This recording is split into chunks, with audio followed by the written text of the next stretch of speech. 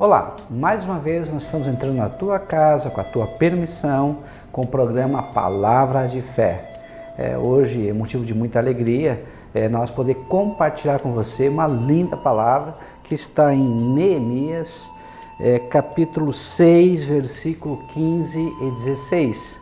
Assim diz a palavra de Deus: Acabou-se, pois, o muro aos 25 de Elul, em 52 dias, e sucedeu que, ouvindo-o, todos os nossos inimigos temeram todos os gentios que havia em roda, temeram todos os gentios e abateram-se muito em seus próprios olhos, porque reconheceram que o nosso Deus fizera esta obra. Essa é uma palavra bem interessante.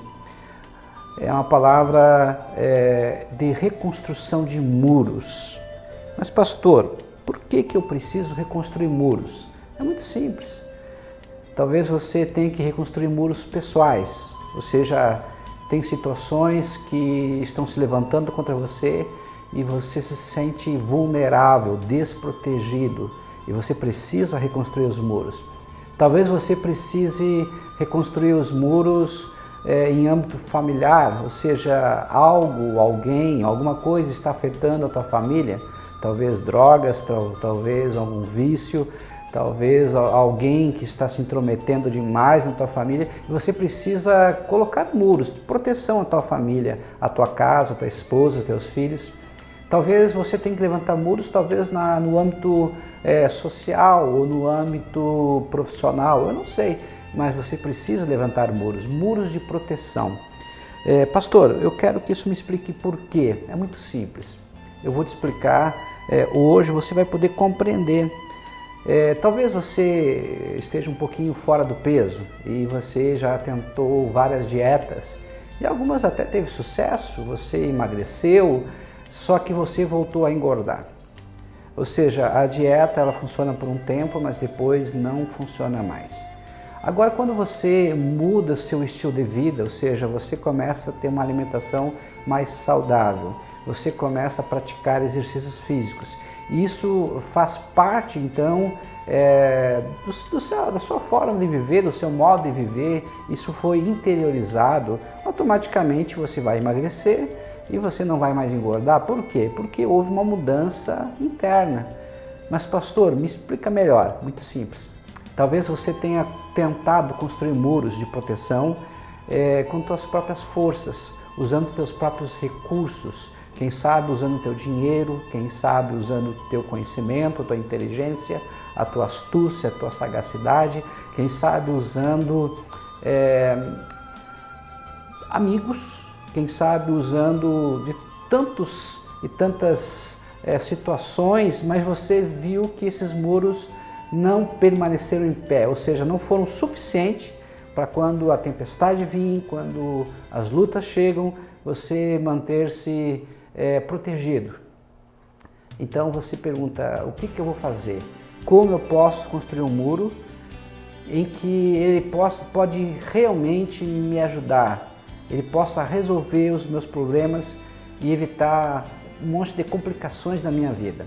Somente com Deus. Ou seja, quando Deus entra em nossas vidas, quando Ele está no centro da nossa vida, automaticamente nós estamos num fundamento sólido, num fundamento permanente.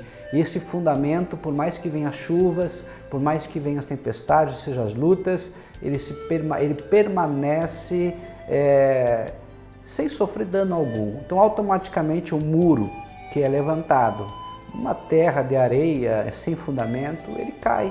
Agora, um muro que é levantado num firme fundamento, ele permanece para sempre.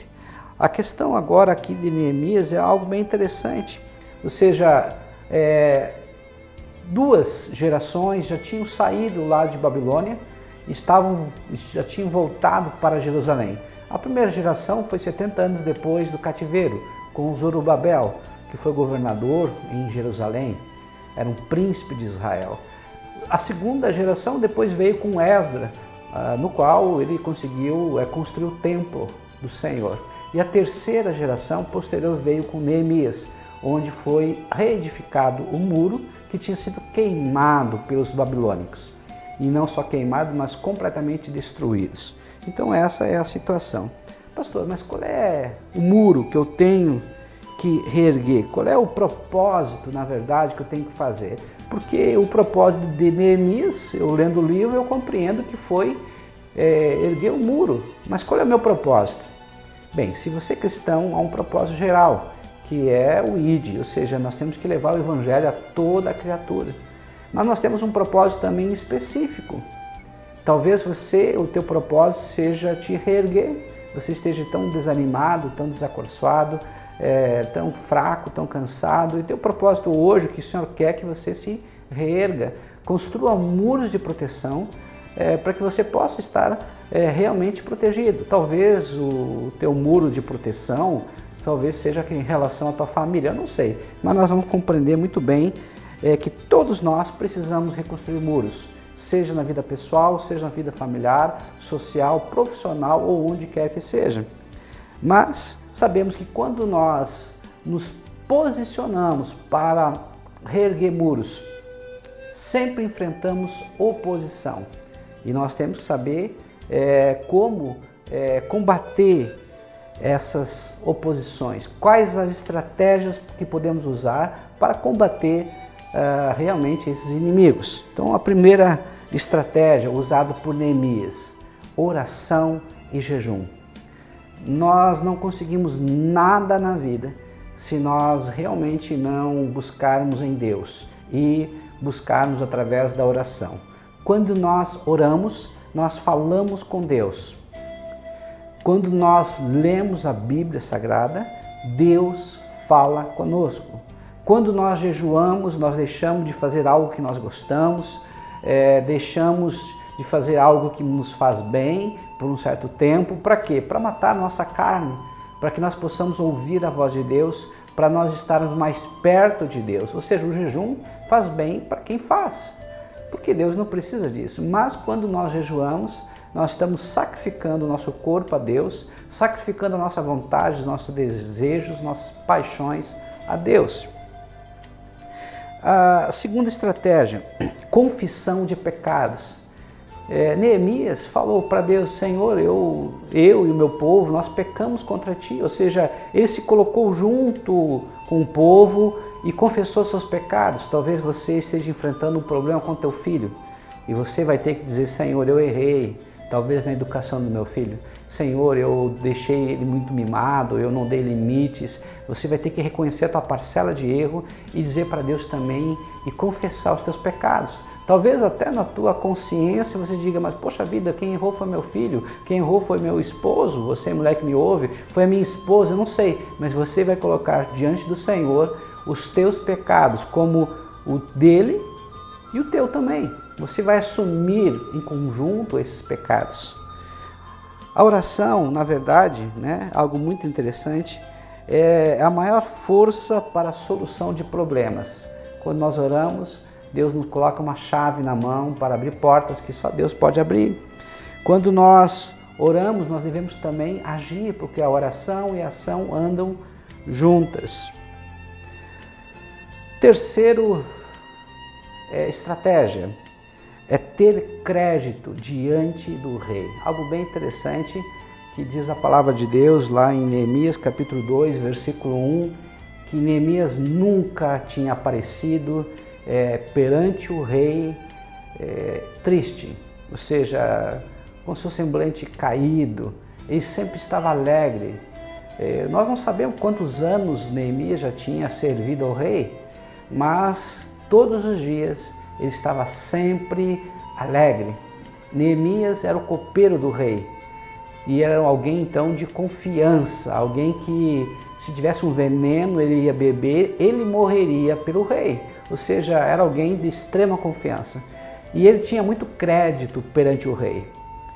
Você tem crédito perante o Rei dos Reis, o Senhor dos Senhores? Me explica, pastor, o que significa essa questão de ter crédito? Muito simples. Você tem sido a mão de Deus aqui, ajudado os mais necessitados, dado um copo de água para quem tem sede, dado um prato de comida para quem tem fome, você tem vestido aquele que passa frio, você tem visitado aqueles que estão doentes, você tem ido nas prisões, ou seja, você tem feito essas coisas que são coisas boas, e o próprio Senhor diz que quem faz aos mais necessitados, ao próprio Deus faz. Se você empresta ao pobre, você empresta a Deus. Ou seja, se você faz um bem, automaticamente esse bem te dá crédito diante do Senhor. Você está em crédito ou você está em débito? É algo para nós pararmos de pensar. Neemias tinha crédito. Essa foi uma estratégia. Ele usou o crédito que ele tinha perante o rei para se aproximar do rei. Quarta estratégia: liderança pelo exemplo. Que coisa interessante, né?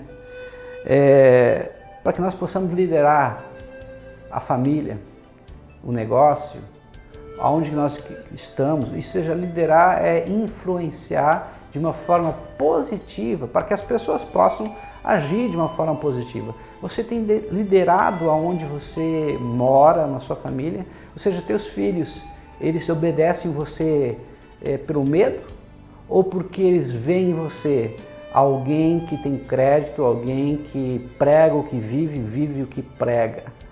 Quando nós somos colocados por Deus em alguma posição de respeito, de liderança, nós devemos influenciar as pessoas que estão à nossa volta de uma forma positiva. Outra estratégia bem interessante é que Neemias enfrentou os inimigos externos. Não existe vitória sem luta. E vou repetir, não existe vitória sem luta. Se você quer ter vitória, saiba que vai ter que enfrentar os problemas. Mas enfrentar como? Com coragem, com perseverança. Você vai ter que se esforçar para fazer aquilo qual Deus está te propondo. Ou seja, você vai ter que cumprir uma missão aqui nessa terra. Você tem um propósito nessa terra. Esse propósito é servir ao Senhor. Esse propósito é ser embaixador de Cristo. Esse propósito é ser sal. Esse propósito é ser luz. Ou seja, onde você estiver, você vai estar influenciando de uma forma positiva as pessoas. Mas saiba que vai haver oposição. Saiba que vai haver lutas. Agora tem um detalhe. Se você estiver junto do Senhor, o Senhor dos Exércitos, você vai vencer. Pois a palavra de Deus diz que tudo posso naquele que me fortalece. A palavra de Deus diz que em Cristo Jesus nós somos mais que vencedores. A palavra de Deus diz que não há Deus como o nosso Deus, que luta por nós e trabalha por nós. Então saiba, as lutas virão, mas você vai ter vitória se Deus permanecer no controle da tua vida, no controle das tuas emoções, no controle da tua língua, no controle da tua mente. Assim você terá vitória. Agora nós vamos para um breve intervalo e logo voltaremos.